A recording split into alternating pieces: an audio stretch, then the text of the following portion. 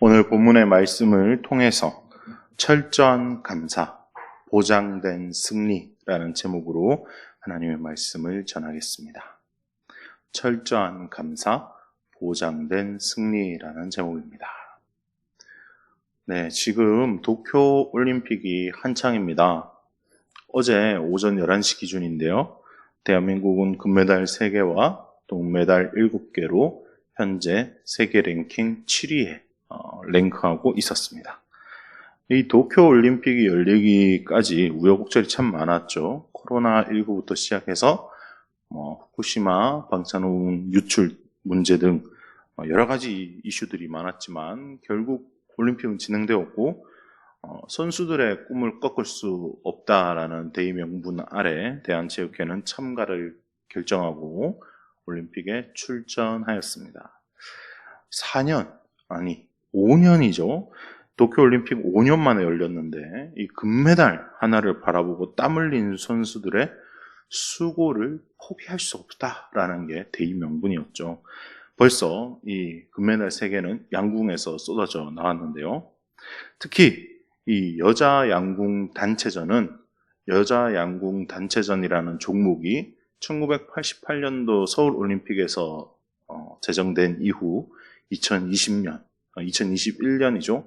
2020 도쿄올림픽까지 무려 9연패, 단 한 차례도 다른 나라에게 금메달을 내어준 적이 없는 세계 최정상의 실력을 자랑하는 대한민국 양궁 전사들이 있었습니다. 누구도 쫓아올 수 없는 기록을 세웠죠.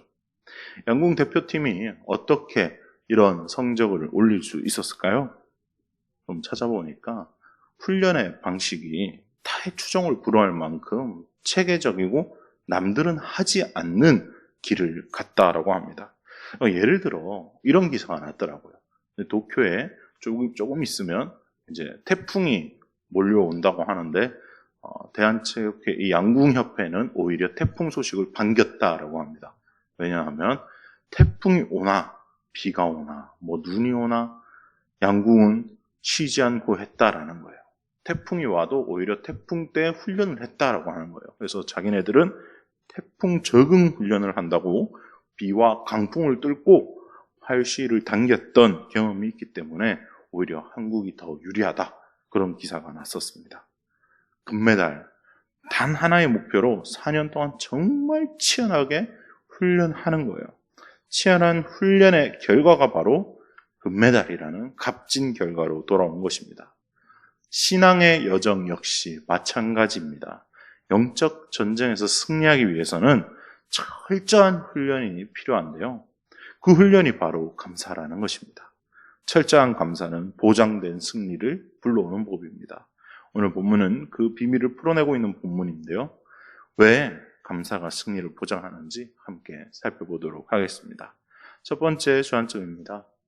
감사는 하나님을 높이는 것이기 때문입니다. 감사가 하나님을 높이는 것이기 때문에 승리를 보장한다라는 거예요. 오늘 본문이 쓰여진 배경을 잠시 살펴보겠습니다.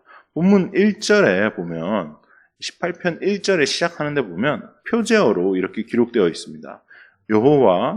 여호와의 종 다윗의 시, 인도자를 따라 부르는 노래, 여호와께서 다윗을 그 모든 원수들의 손에서와 사울의 손에서 건져주신 날에 다윗이 이 노래의 말로 여호와께 아뢰어 이르되 하면서 시작을 해요.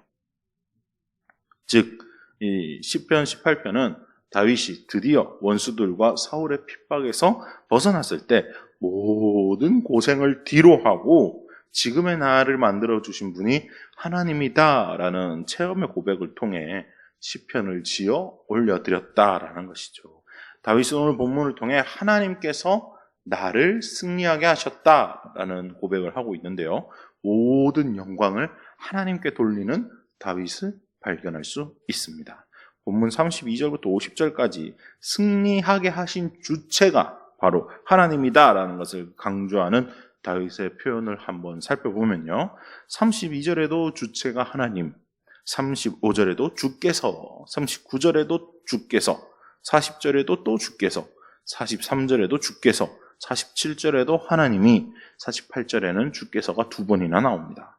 그러니까 다윗은 이 모든 일을 자신이 한 것이 아니라 하나님이 하셨다라는 고백을 통해서 하나님께 감사를 올려드리고 있다라는 것입니다. 이것은 대단한 신앙의 영역이에요. 자리가 사람을 만든다라는 말이 있습니다. 처음에는 겸손했다가 높은 자리에 오른 사람들이 처음과는 다른 모습을 보여줄 때 우리는 실망을 많이 하죠. 당장 이 다윗을 죽이려 했던 사울반에도 그렇습니다. 사울은 하나님께 선택을 받고 사무엘이 기름 부으러 갔을 때만 하더라도 자신이 왕이 될 자격은 없고 능력도 없다며 한참 고백하는 그런 겸손한 멋진 사람이었습니다. 그러나 그가 왕이 되고 나서는 어떻게 변했습니까? 교만의 끝을 달리기 시작했습니다.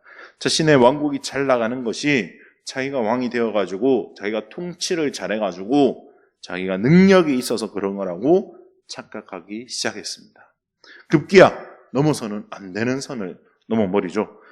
자기가 왕이 된 지 단 2년 만에 변해버린 것입니다.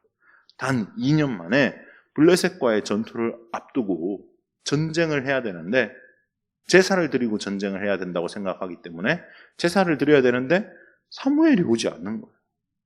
그러다가 기다리다가 에이 안 되겠다, 빨리 그냥 내가 제사 집례하고 빨리 전쟁해버려야지 하고 제사를 자기가 집례해버립니다. 즉위한 지 2년 만의 말이에요. 겸손했던 사울은 더 이상 존재하지 않게 되었습니다. 그 이후의 사울의 삶 여러분 잘 아실 것입니다. 다윗에 대한 열등감에 사로잡혀서 평생을 괴로워하다가 비참한 죽음을 맞이했습니다. 그러나 다윗은 달랐습니다. 그는 비천할 때도 높은 자리에 있을 때도 항상 겸손했습니다. 그 비결이 바로 감사라는 것이에요. 내가 잘나서가 아닙니다. 내가 특별해서도 아닙니다. 내가 승리할 만한 자격을 갖추어서도 아닙니다. 그저 모든 것이 하나님께로부터 왔고 나는 그것을 감사하게도 누릴 뿐이었다라는 고백을 하는 거예요. 이것이 바로 다윗이 승리할 수 있었던 비결입니다.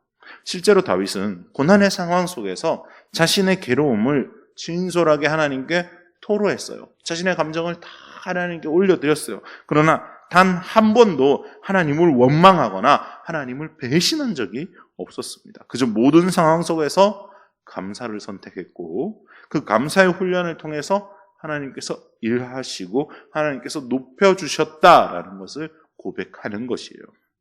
핵심은 무엇입니까? 다윗이 감사를 통해서 하나님께 영광을 돌렸더니 하나님께서 다윗을 영광의 자리에 앉게 하셨다라는 것입니다.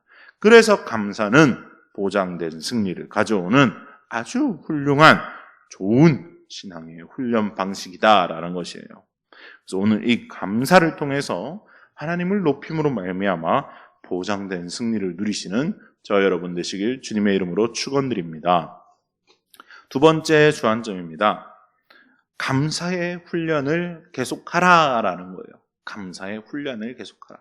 감사가 승리를 보장한다라는 것을 오늘 본문을 통해서 배웠습니다. 그렇다면 어떻게 해야 될까요? 라는 적용점이 되겠죠.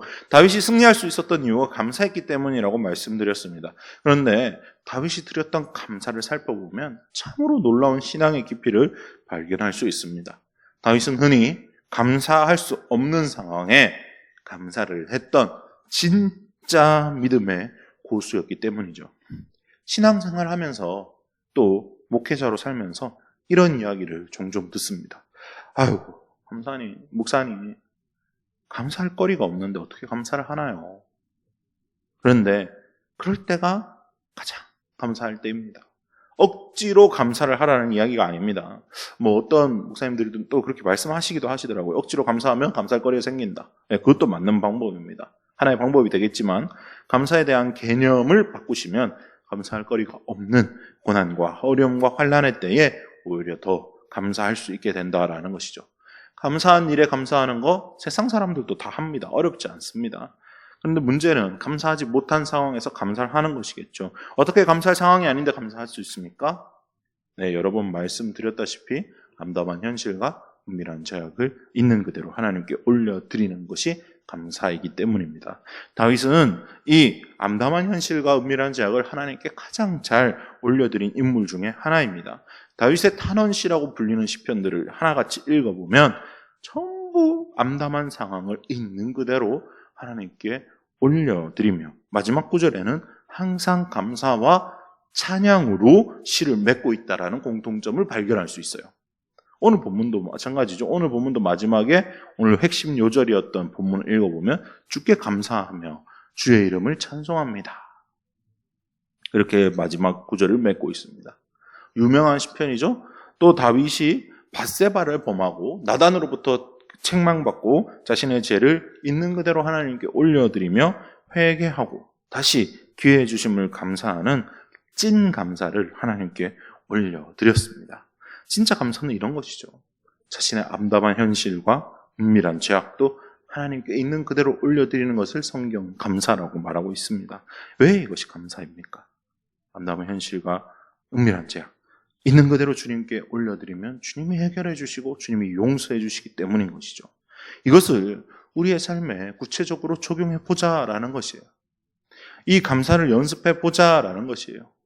감사할 마음도 없는데 뭐 일이 잘 안 됐는데 억지로 감사합니다 하는 것이 아니라 고난 속에서 내가 하나님 제가 이런 상황인 거 아버지 아시죠? 주님 잘 알고 계시죠? 제가 처한 상황 다 올려드립니다.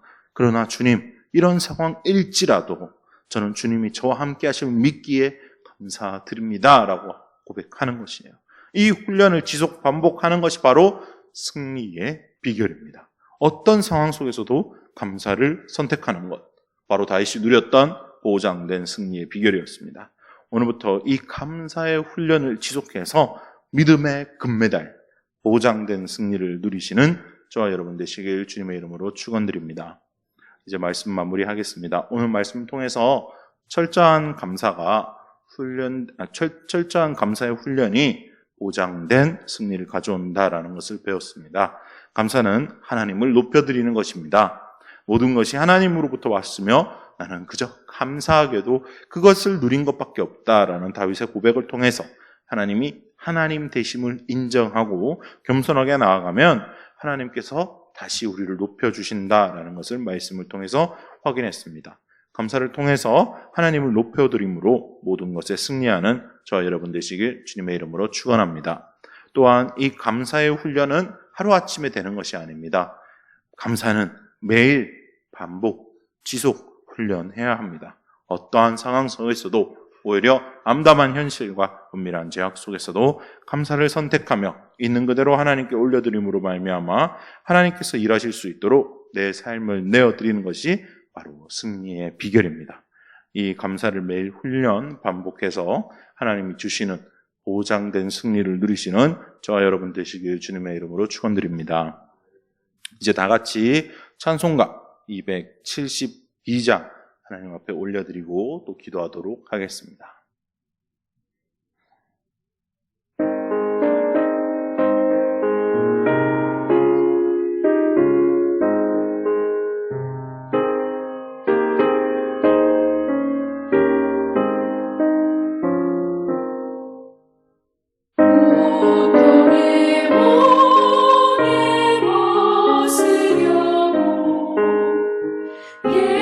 예수 그로 나